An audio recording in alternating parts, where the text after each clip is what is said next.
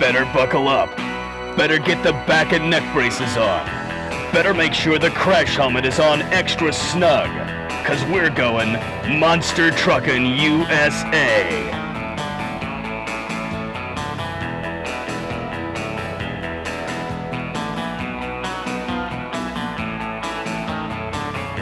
The all-out, undisputable king of big American motorsports.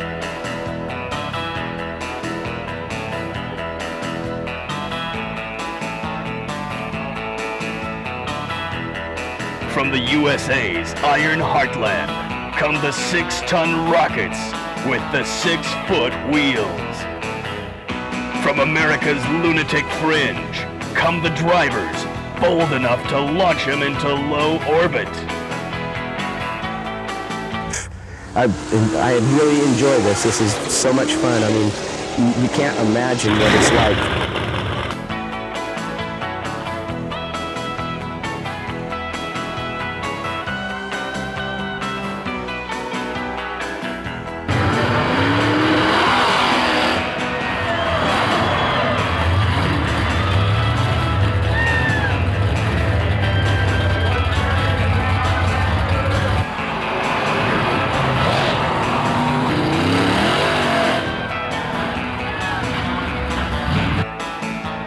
Fire-belching mammoths of steel that are going ballistic. Names like the Skoal Bandit, Robo-Shark, Wizard, the Super Special, Danger Zone, the Crusher, Shotgun, California Kid, and Big Dummy, just to name a few. Insane 1,500 horsepower trucks doing the sideways crab walk before they crush Pintos and flatten Granadas. It could only happen in America. It's the ultimate in heavy metal contact racing. It's Monster Truckin USA. Yeah. Okay, my name's Danny Woodcock. I'm the youngest brother of Terry Woodcock, and I've been driving monster trucks, racing monster trucks for about 3 years now, except for the short stint when I was in Japan for 8 months, and just got back October, but I do plan on going back, and I decided to get back into racing with my brother here in Bakersfield, and the nickname, Dangerous Dan, came from driving this. Used to have a Toyota, 79 Toyota body on it, and I raced it for about 1.5 years or better, and we got the name Dangerous Toy from a rock and roll band, and we named it Dangerous Toy, and from that came Dangerous Dan. When I'd sign autographs and such, they go, "Are you Dangerous Dan?" And so I said that, I all of a sudden started making myself Dangerous Dan after that. The very first time I drove was on my birthday about 3 years ago, the day of my birthday. And I'd never driven a monster truck before. He told me hop in it, and that night, that weekend actually, I took second place. I went up against Gravedigger in the finals each night, and I took second place every night. And that was my first time driving. Since then, I've been driving for him, and I love it. I probably won't stop. Yeah, but I've been working with my brother doing this type stuff for, God, we've been doing it for 10 years or better. Yeah.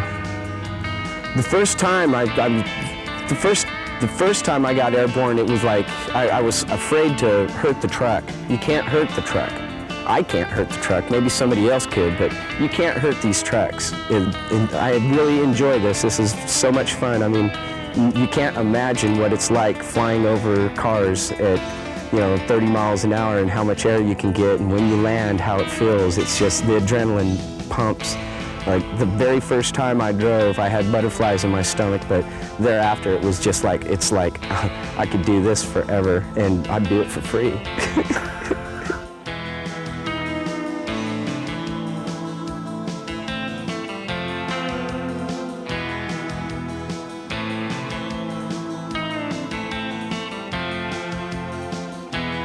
Future, bigger, better, faster, further, more money.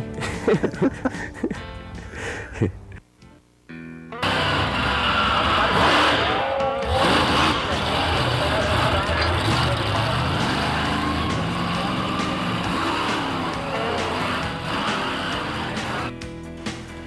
initially, when you're coming up to a set of cars, you get 20, 30 feet from the cars, you can see the cars. But you start hitting 15, 10 feet to the cars, you lose sight. And when you're running a fast track and you hit a dirt ramp, you lose sight of your cars at about 15 feet, and then you know from, it's like you replay in your mind how far you away from the cars you were, and you feel the truck hit the ramp. So you're in the air, and I can honestly tell you, I don't know about other drivers, but when I hit the air, I'm not looking out the window at any particular thing. I'm driving all by feel. And I've had times where the truck's gone up and then just starts setting sideways, but you're holding onto the steering wheel with both hands, you're strapped in the seat, so you're gonna move whichever way the truck moves.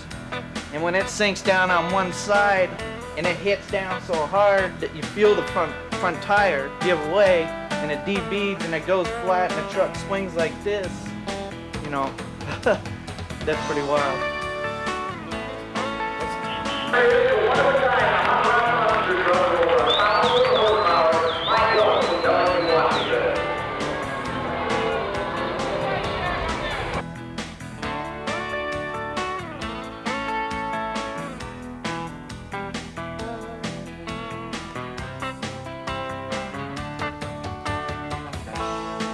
When I'm performing, I like to play to the audience, and I like to see a lot of audience participation.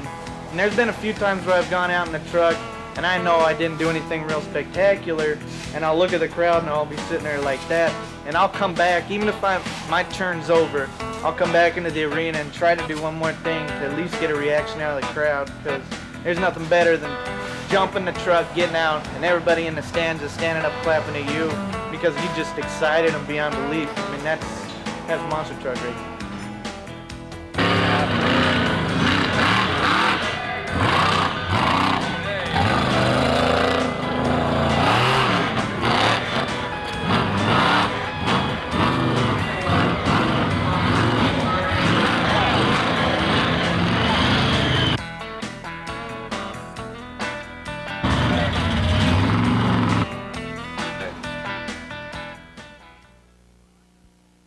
Yeah.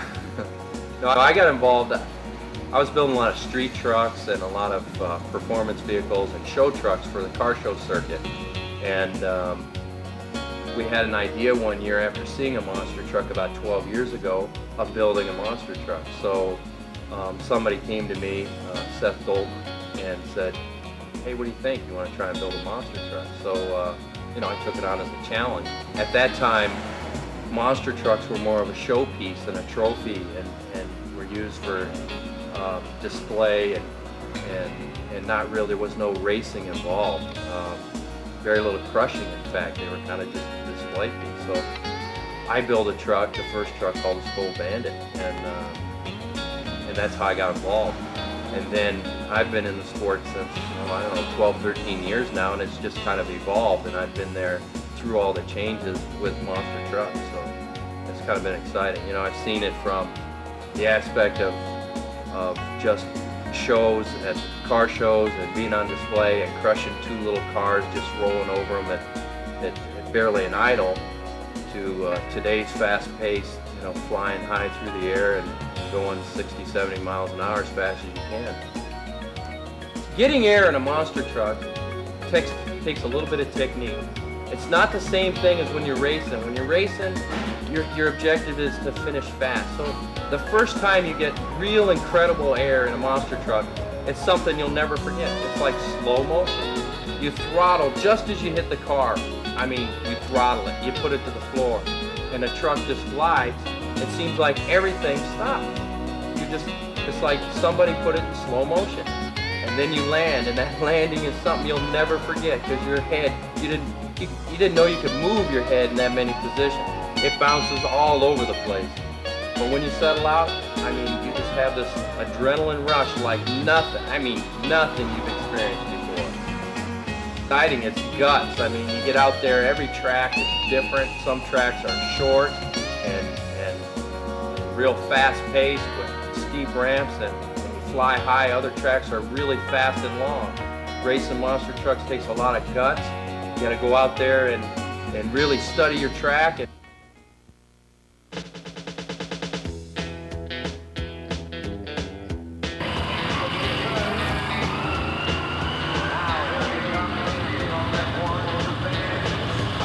Endurance plays a big factor in the monster truck racing. It starts out before you even race, before you bounce around the trucks, you need to have a strong back and a strong neck. You got to set the trucks up, and all the tires weigh about 800 pounds a piece, and you got to jack the trucks up.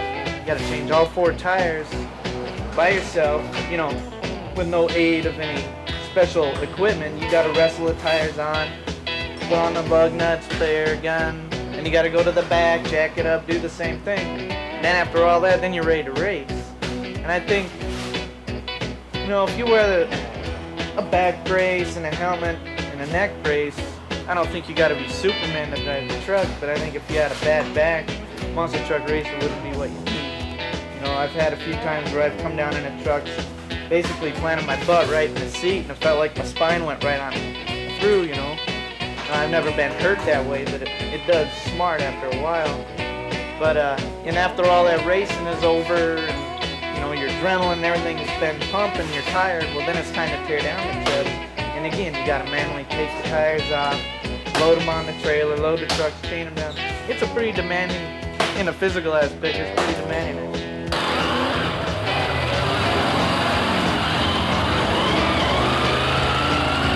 I find kids are the biggest fans in the monster truck. Young kids, probably from the age, well, toddlers. I mean, I've seen people bring their babies out and they'll be looking at the trucks like that.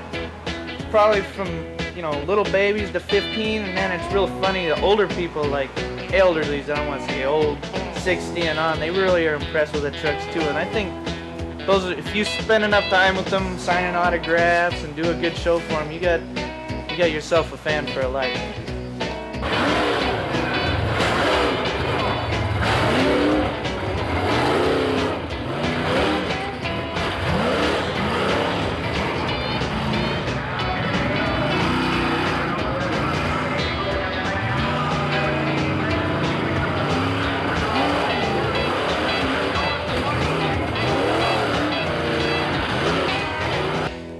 I'm Dale Boucher. I drive the Skoal Bandit monster truck. Okay, when you're running the trucks, your adrenaline works overtime, and you hold on the steering wheel tight, and you don't know, you know, everything that's going on. You got to think just like this when you drive, and if you're not right on, you're gonna lose your race if you don't dial yourself in. So the adrenaline comes into a big part. Okay, I was doing a race last weekend, and I got in line. I was working up the race with Gravedigger in the finals, and I hit it was a 2-car track, dirt ramps, so right there you know it's going to be a real fast track. And when you take off, I hit the first set of cars, came down and landed. Well, I hit the second set of cars in the dirt ramps, and the truck went up on its side. So I grabbed the steering wheel, I'm holding on tight, and I knew it was going to want to roll. And when it hit the ground, the side that was on the ground, the front tire blew out, plus popped my power steering pump, so instantly the front tires turned to a right-hand turn. And the truck gets up on its side like this, and it's sliding. We're doing about 45, and that really wakes you up. I mean, you got to settle the truck down. You got to try to get it straight, not roll it. All those things. It's hard to describe what that feels like. When you're coming up to a set of cars, you get 20, 30 feet from the cars. You can see the cars, but you start hitting 15, 10 feet to the cars, you lose sight. And when you're running a fast track and you hit a dirt ramp, you lose sight of your cars at about 15 feet, and then you know from, it's like you replay in your mind how far you weighed from the cars you were, and you feel the truck hit the ramp. So you're in the air, and I can honestly tell you, I don't know about other drivers, but when I hit the air, I'm not looking out the window at any particular thing. I'm driving all by feel. And I've had times where the truck's gone up and then just starts setting sideways, but you're holding onto the steering wheel with both hands, you're strapped in the seat, so you're going to move whichever way the truck moves. And when it sinks down on one side and it hits down so hard that you feel the front tire give way, and it debeads and it goes flat and the truck swings like this, you know, that's pretty wild. I believe monster truck racing is an all-American sport. I mean, where else can you get big trucks, big tires, your main categories is Ford, Chevrolet, and Dodge. You don't have all the foreign Mazda, Toyota, or anything like that. It's all American made. And I think the American people consider this the big sport in motorsports.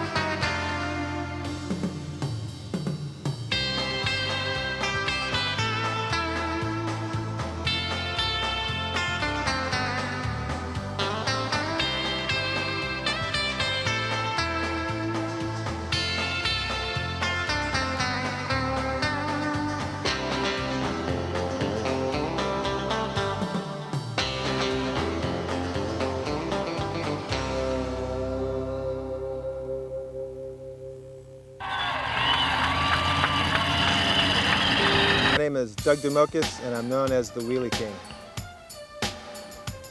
When I did my first wheelie, I was, I think around 15 years old. Ecstasy. It was the best feeling in the world. I got a job as a guard working in the pit area at the professional races, the professional motocross races there. And I got kind of bored, so I started wheeling around the pits. And some of the top motocross guys saw me and thought it'd be pretty neat to see if I could start wheeling around these motocross tracks. And at the time I could wheelie around them a little bit, not too great, but I started practicing and I got to where I could ride around the tracks, and got sponsored by Kawasaki in 1979 through 81, and sponsored by American Honda from 81 to 84, and brought me here today. There's no real secret to what I do. If there is any secret, I guess it's practice. I put a lot of hours into practicing. I make it look really easy, but I've spent my time and I've paid my dues. I got a lot of scar tissue on my elbows and my knees to prove it. This particular bike is a Honda CR250. It's got a couple modifications. It's got a bigger sprocket on the back, which is probably the most noticeable. 75 tooth, 13 on the front. The carburetor's on a 45-degree angle, so the thing actually, runs better when it's doing a wheelie.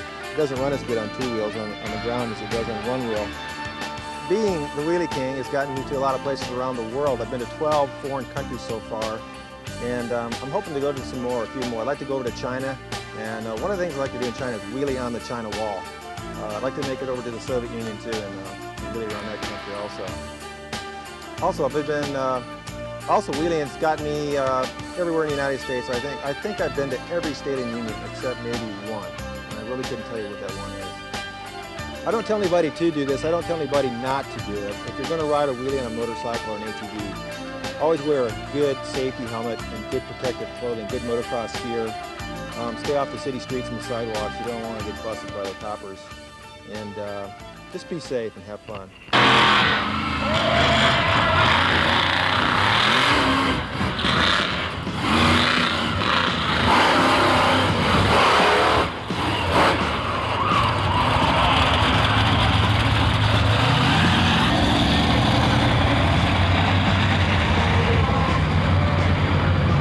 Don't face each other. Thumbs up on the boat. They get ready to go.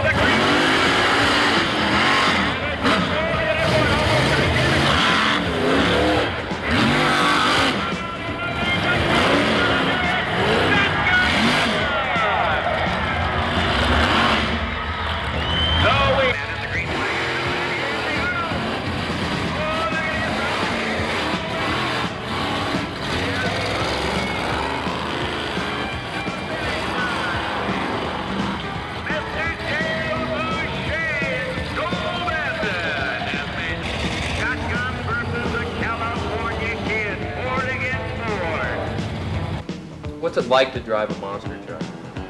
Driving a monster truck is one of the most exciting things you can ever do. You get in there, you've got complete control of everything around you. You feel like nothing can stop you.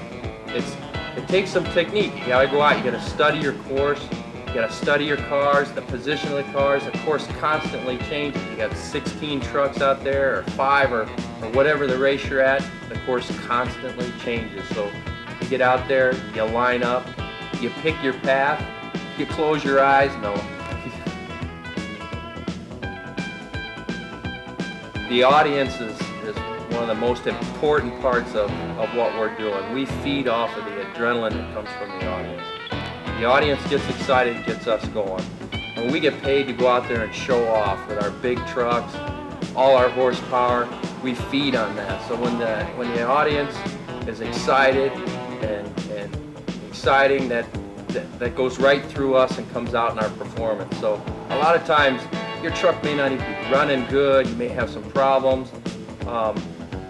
You overcome it all just based on what you're getting from the crowd. There's nothing like an exciting crowd. We go to a lot of facilities, the stadiums are small, you can feel that penetrate the vehicle when you're out there racing. And we got Mr. Mike Smaller back here as he's bringing up the beautiful blue bomb. We call it Danger from Portland, Oregon. And that good truck we saw yesterday was a fine Chevrolet with the rocket and that president form. And the one that trucks in there. So they stage promotion. Forever again, as far as by Mr. Field was David, in this case it's made by Mr. Jerry Johnson.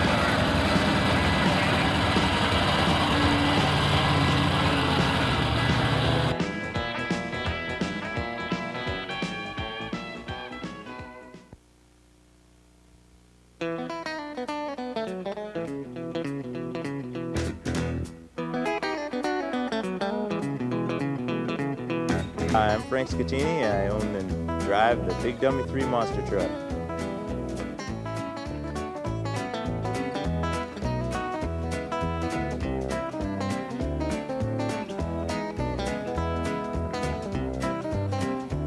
Pretty large street truck I'd drive around and kept getting in trouble, getting tickets, and so I figured it was a good time to turn that street truck into a full-blown monster truck. I built Big Dummy 3 as a project vehicle for Off-Road magazine, and just went from there. And I built a decent truck, so I went out and started running it in the circuit and racing and exhibitions, all kinds of crazy events all over the country.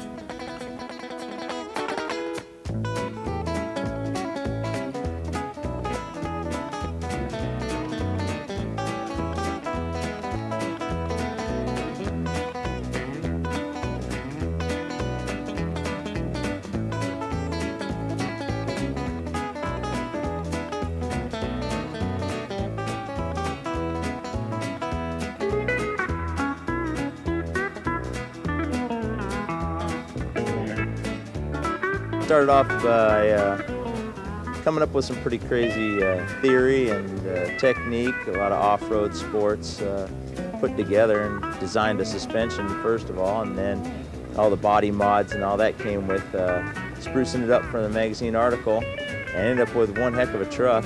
The design took a long time to figure out how I was going to do everything, and then just went to work, built it, and It's a little bit obsolete now, it's kind of heavy, but I'm building a big dummy 4 monster truck, a lot lighter, gonna be really fast.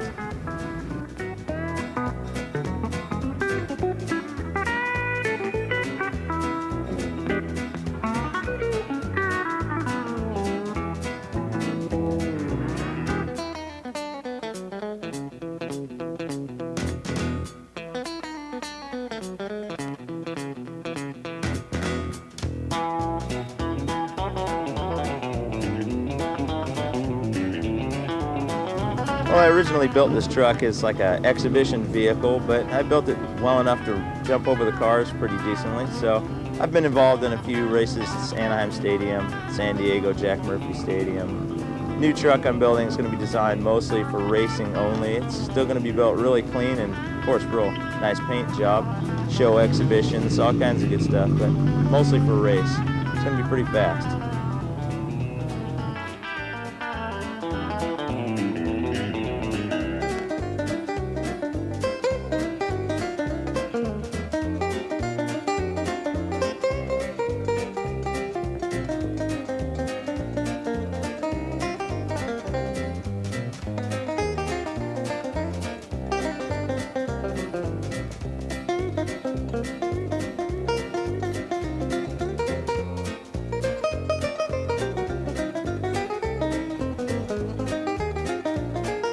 Well, I raced motocross for about 8 years and switched over to the monster truck racing.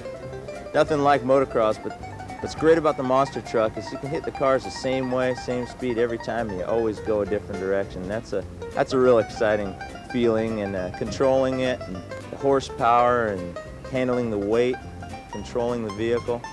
It's a real thrill. You got to try it sometime. Getting it around the country in the tractor trailer, that's a lot of work too. You know, you gotta get the truck loaded up, get it from place to place, make it on time always, and then put on a good show. I do well. Jumping it the first time, I was just got up there in the air and was hoping it'd land rubber side down and shiny side up. But you know, eventually you get used to it, you get a little more control, and just start gassing it more and more, get higher, fly further, and. Can't wait to get my new truck done, because that's going to go 3 times faster than this truck and fly much higher. Be a lot more fun.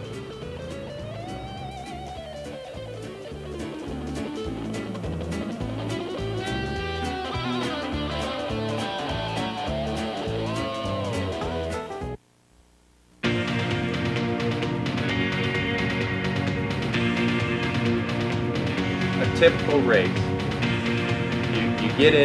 You get into the truck, you kind of got to get yourself psyched up. So generally you walk up to somebody who's in the pits with you, have them slap you around a few times, give you a good few smacks upside the head, get you really stoked up.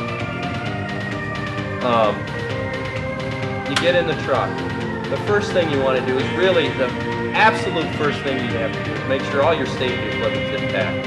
After you do that, you know that you're ready to go out there, you get on the track, you pull up to the line, you harness yourself in, you got a 4-point harness, you got 2 come over your shoulders, 1 that comes over your lap, and 1 that comes up between your legs.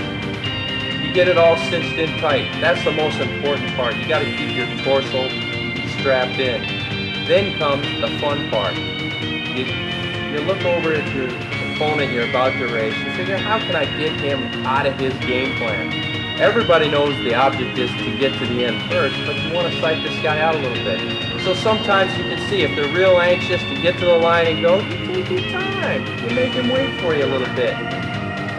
If he's in a hurry, you make him wait. If he's making you wait, you get up there, you get in a hurry, you start revving your motor, you start doing anything to take him out of his game plan. As soon as they give you the thumbs up, that means it's time to go racing. From then on, it's just put her in gear and put her to the floor.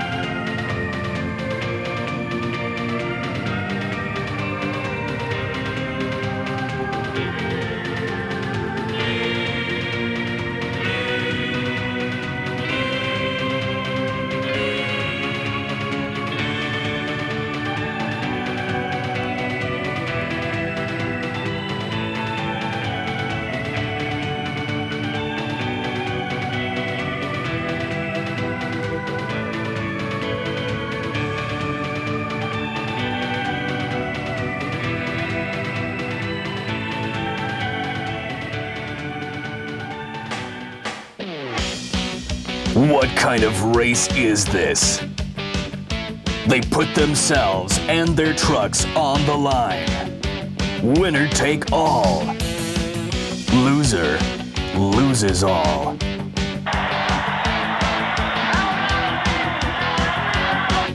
It's the biggest American motorsport. It's Monster Truckin USA 2.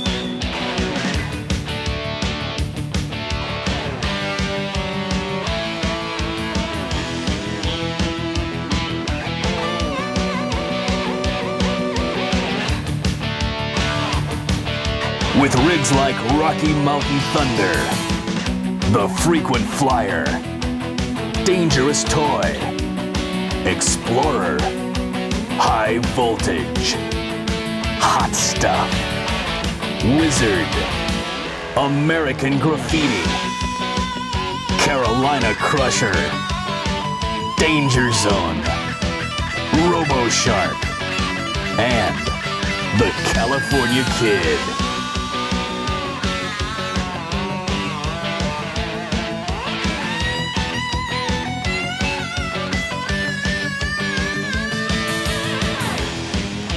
They're all doing battle with 800-pound wheels and 1,500 horsepower big-inch V8s.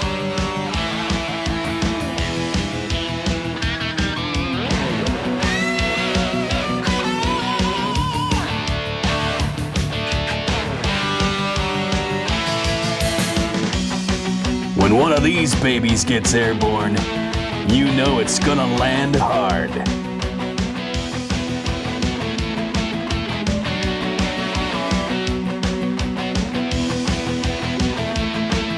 12,000 pounds of flying steel, landing on and crushing cars.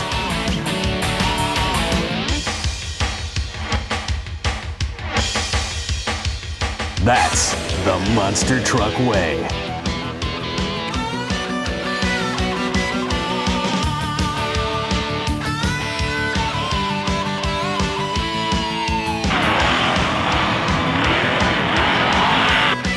It's Monster Truckin USA 2.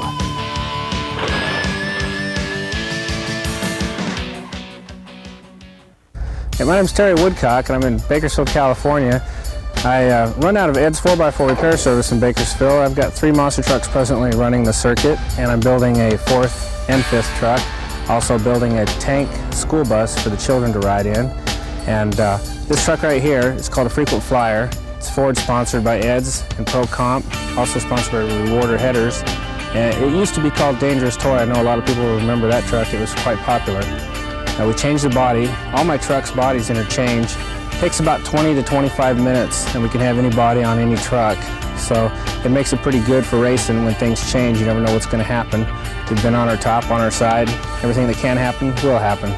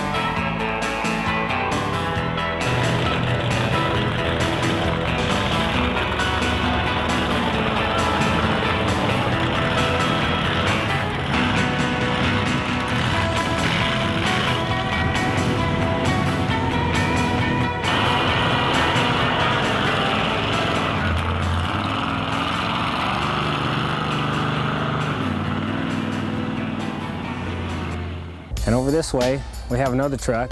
It's called the Wizard. Right now, we're getting ready to rename it. It's going to be the Explorer for Pro Comp. They're going to do some sponsorship for us out of 4-wheel parts wholesalers. This truck used to be called Dare America, and then it was called the Big Toy. Now it's called the Wizard. This truck's got cantilever front suspension, which doubles the shock travel in the front. On this one, we have 28 inches. On the back, we have 14, like the Frequent Flyer, which also has 14, front and rear. All my trucks have the fiberglass bodies. They're all tube frame. They're all coilover suspension, Clark Planetaries. They've all got rear engines. They're all center seat drive trucks.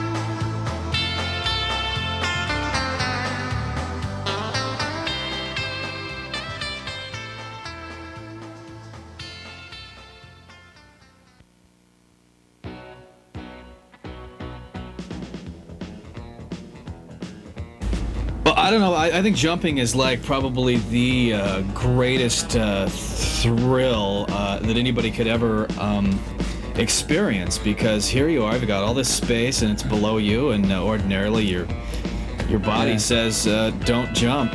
Yeah, man. I mean, it's incredible. It's because your body has never experienced anything like that before. I mean, never. And it's just, you're going up, and if you're doing the crane one, you're going up, you're seeing everybody down there that's about to watch you do it getting smaller and smaller.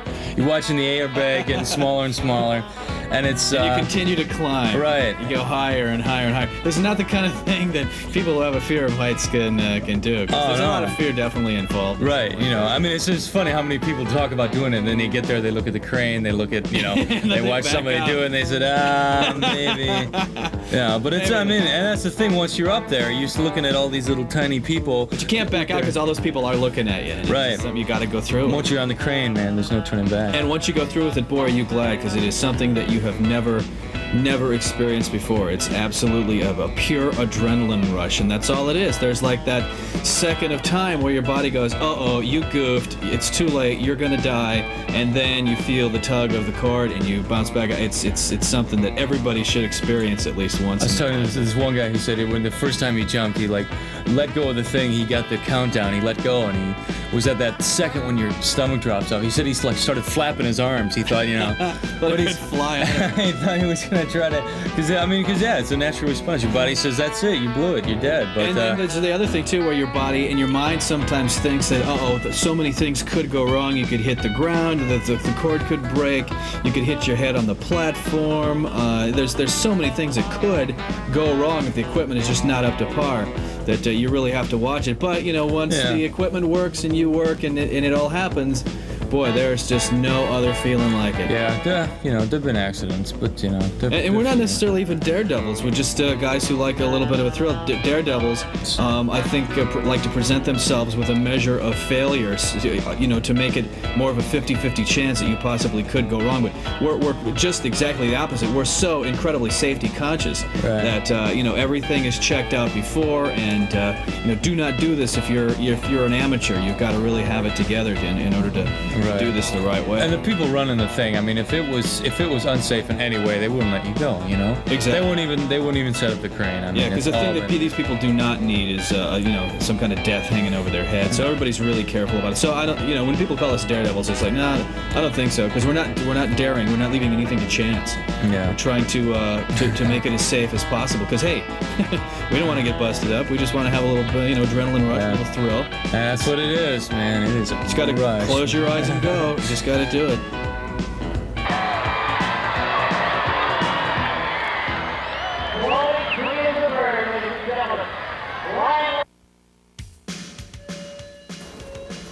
Now, I love monster truck events. My brother and I come down here as much as we can, to these things. We take our own personal trucks out here. Everything about them is extreme, and that's a good example is the loser's truck at a race. A lot of times they'll destroy it. They'll destroy the entire thing just for the crowd. It's that kind of audience participation, and they really get involved with it. And they do it differently every time. Like sometimes they'll take the loser's truck, the loser from the monster truck event, and they'll trash it with the other monster trucks. This particular event, my brother and I were racing our own personal trucks in, was a little bit different. And they took Muscle Beach up, the loser of the monster truck event, and they hoisted up at the top of a crane and dropped it. I mean, it's just these wild kind of ideas, and it's really extreme. I mean, who would think of dropping like that thing weighs tons, and it's a real gas. I mean, we like to like go around and do a little off-road driving and stuff, and tell you the truth though, neither of us have got the money or a lot of the time to like get our trucks into like full race condition. So basically they're just he's got an old stock Chevy, like a 65, and I've got a Jeep, and we take him out to these things because it gives us a chance to go through a course, see what it's like, to drive these courses as fast as we can, get a little bit of competition in, and see what it's like to race under pressure in like a big arena, and to go through the whole rigmarole of filling out the forms and being in a race. And eventually, if we get more money and stuff, we start dumping into our cars, we'd like to keep doing it all the time and maybe do it full time. Maybe eventually get to the point where we'll get monster truck. Get a monster truck and start driving in circuits, around the country. But the events and the monster truck races are just fantastic because it's this broad spectrum appeal that they have to all kinds of people. You can come down here, with your friends, your family. Everybody can come down here and just hoot and holler and just like scream and egg on your favorite monster truck, or everybody here, everybody's got somebody that's driving, you know, their own truck, you know, when it comes time, you know, for the personal course. And everybody can get involved, you know, like cars, motorcycles, everything gets involved here, and it's really challenging. Yeah, the course, you know, from a distance, you look at it and go, oh, it looks like a couple of hills, so that looks pretty easy. Well, you get on it, and it's not easy. If you drive it hard, you're usually going to wind up breaking something. Hopefully not yourself, but you'll wind up breaking something on your truck. My brother's truck broke an axle, and we found out after he got through the course. And it's not that uncommon. You find out that, like, in fact, I have a suspicion that a lot of the guys who come down here even try to, like, wreck their trucks. And it's like they have this, they just keep pushing it a little bit harder each time. And you know, you get a great thrill out of it. I mean, you hit these, you hit the course and these bumps and these hills really hard, and before you know it, you're flying through the air and you're landing really hard, and you get a little used to that, and pretty soon, before you know it, you're doing it more and more. And sooner or later, something breaks. And I think a lot of these guys come out here wanting to do that intentionally, because a lot of what they're bringing out here are old, beat up trucks that have been, you know, second cars for a long time, and they've just been sitting around taking up space, and so they trash them. They'll lose a tranny. They'll wipe out the front end or something. It really doesn't matter to them, and they'll just want to push themselves and their truck to that point. And that's one of the really great things about it, because everybody in the stands is screaming and hollering and really egging everyone on to, like, just keep getting more air, to keep getting, you know, higher on those jumps, to keep pushing it harder on the hill. And this is a great spirit. When my brother and I saw that the big monster truck, Muscle Beach, the loser of the race, fall on the crane, I mean, it was just incredible. There was this electricity that just went through the entire crowd. It just it can't even be described. And that's a really good example of, like, the kind of things that would that happen at monster truck events. You know, this has got to be the only country in the world, the USA, that has got monster truck events. I can't imagine that they would have it in France, and I can't imagine any other country really getting into it or having the broad base support. And it's just fantastic. I mean, where else are they going to take a big, gigantic monster truck and waste it, drop it, and then everyone immediately comes up to these things and just checks them out and talks about them, and it's really exciting. There's it's just a great event that everyone can come down to, everyone can kind of participate in. And it's something that'll be going on for a long time. I think it's definitely part of the American car culture, and I'm going to be coming back for sure. The tank, like I said, is 1948 M4, and it's an old military surplus I got from back east. It'll have the van body on it, the school bus, and it's, again, sponsored by Ed's 4x4 along with everything I've got. It'll be the first tank I've ever had. I've had several monster trucks in the past. I've been involved in building 31 monster trucks to date and mud tractor tire trucks.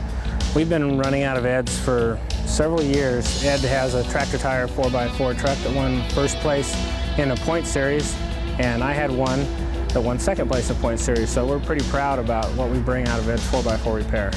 All our trucks do very well. I'm standing in front of RoboShark. It's my newest truck, just built January 7th of this year. RoboShark was kind of a new idea for me. I have a shark's head that I've been trying to build to make it actually look like the animal itself, with the teeth, the jaws. The mouth will open up with response to the throttle.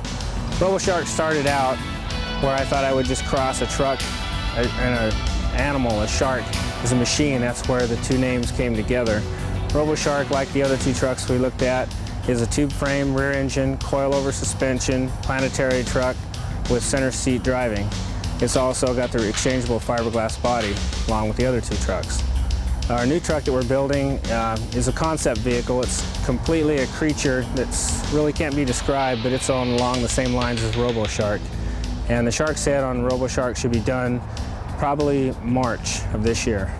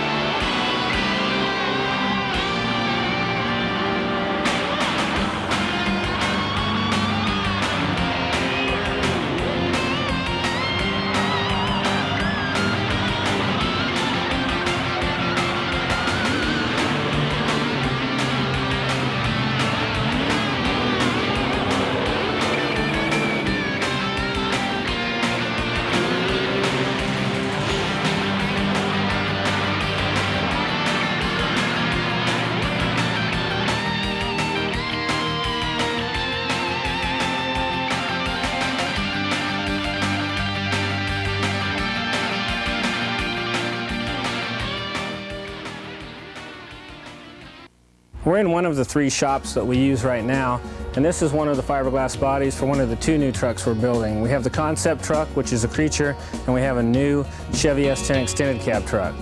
Along here we also have two miniature trucks. They're the ones I spoke of with the 6-foot 9-inch wheelbase that will have Dana 60 rear ends in them for front and rear steering, and it'll have rear engine, V6 in one and a V8 in the other. And in front of the two miniature trucks, you'll see part of the shark's head that I'm working on for RoboShark. When it gets done, it'll have fins, jaw, teeth, and the mouth will actually move opening and closing to expose the teeth to look like a real shark. That again is where our concept RoboShark came from. We want it to look like it's a shark that's coming out of a machine. But for me, it's very exciting. I love it. There's nothing in the world that feels better. It's a rush like you would not believe. It would be like being in a jet doing Mach 3, I imagine. It would be like taking off into space. It's great. It's a great feeling. Well, so for the future, monster truck racing is constantly getting more competitive. The trucks are getting lighter. The suspension is getting much more state-of-the-art. The trucks are just performing a lot better, handling a lot better. And my truck's very stable. I'm building some new miniature trucks, and I kind of see that as the future. Actually, the monster trucks will stay in, but they'll also be a sideshow of the miniature monster trucks, which are the ones with the 6-foot 9-inch wheelbase, the Dana 60 front and rear steering, rear engine trucks that'll have about 1 horsepower for every 2 pounds. So it'll be a rather fast, wild ride. How you got it? The Bug. What an evil creature. I've had the Bug for several years. I used to race motorcycles. I raced mini bikes when I was 11, 12, 13. Then I got into motorcycles, into motocross. Then as soon as I was 16 years old, I was racing my car. Some places I shouldn't have been racing, I suppose. And from there, it just kept going. I actually got into 4-wheel drive kind of by accident. A friend of mine had rolled his four-wheel drive truck, and I had taken my two-wheel drive car off-road and tore the undercarriage out of it. So there it was. I bought his chassis, put it underneath my car, and had the first four-wheel drive 69 Dodge Charger. And then I thought, well, I'll come out to California and see what I can do with this, and continue to build them out here. And every time I've tried to do something else, I've always come back to it. It's something that's constantly on my mind that I love to do. It's an obsession, that bug.